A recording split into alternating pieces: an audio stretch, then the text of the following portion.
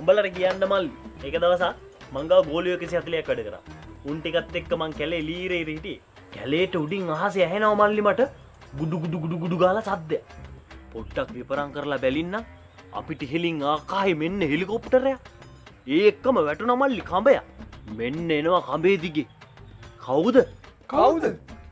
කවුද? STF එකේ වෙන්නේ නැති මායිතේ ඔයලා කලේ කපනේ කාලන්න. මොකේ මිත්තනියගේ වස්ත්‍රය. නාසයිකේ ලොක්කා ආවේ.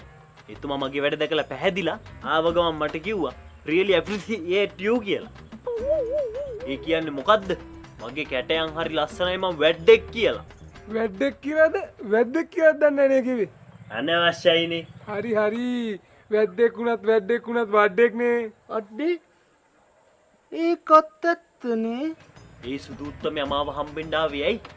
ඒ නාසා ආයතනයේ යවන අලුත්ම රොකට් යන්ත්‍රේ මට කියලා ලීයෙන් හදව ගන්න.